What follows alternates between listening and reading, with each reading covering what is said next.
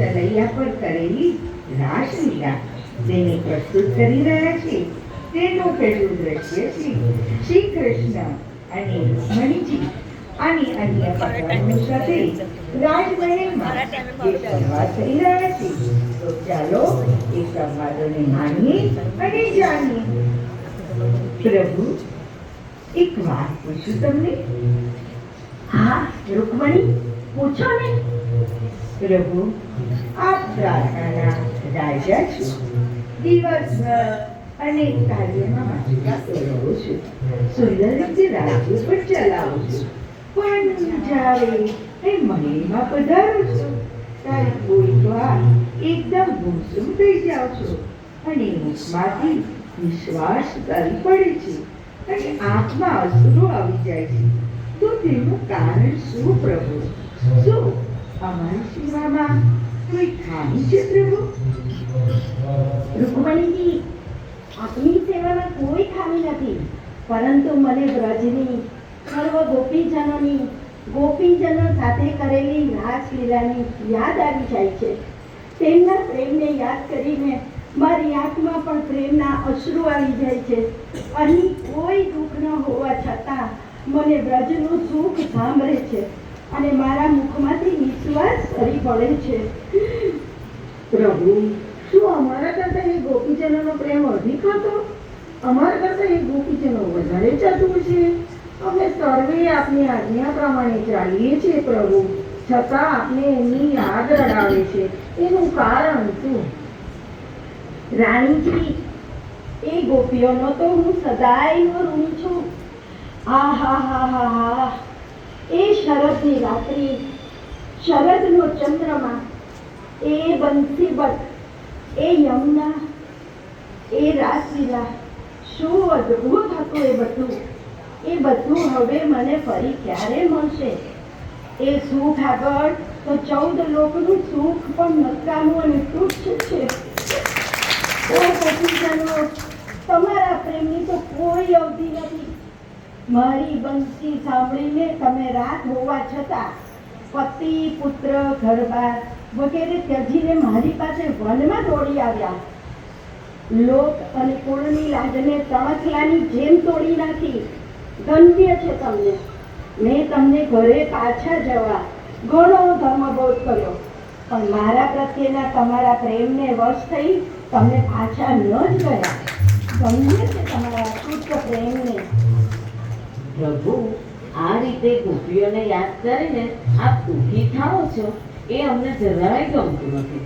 અમે પણ આપને ગોપીઓ જેટલો જ પ્રેમ કરીએ છીએ. આપની પ્રેમની કસોટીમાં અમે જરાય ઉના ઉતરીશું નહીં. આપ જ્યાં બોલાવશો ત્યાં અને જ્યારે બોલાવશો ત્યારે રાસ રમવા જરૂર આવીશું. એમના કરતાંય અમે ઉત્તમ રાસ કરીશું. અમે તો આપની પરણેલી રાણીઓ છીએ. અમને કોનો ડર છે? આપ કસોટી કરી તો જુઓ.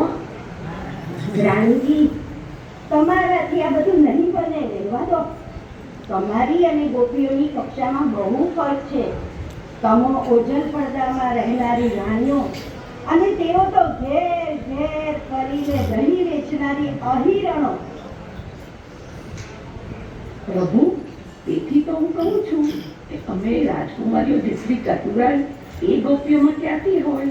આપ પરીક્ષા કરશો તો આપને ખાતરી થશે કે અમે પણ આપને ખૂબ જ પ્રેમ કરીએ છીએ.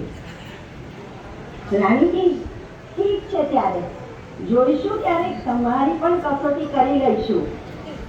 દ્રશ્ય બીજું છે આ ચંદ્ર પ્રકાશી રહ્યું છે.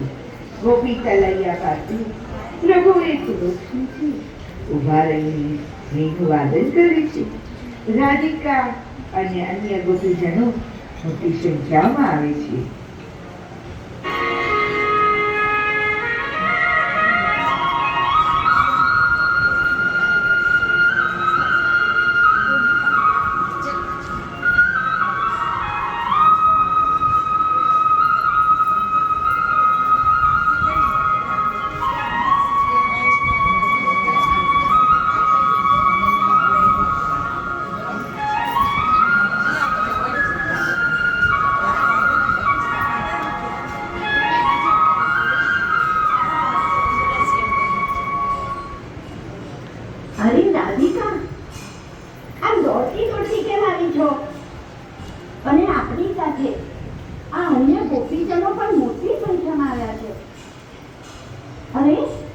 અડધી રાત્રે બ્રજથી આટલે દૂર દ્વારિકા સુધી તમે બધા આવ્યા કેવી રીતે?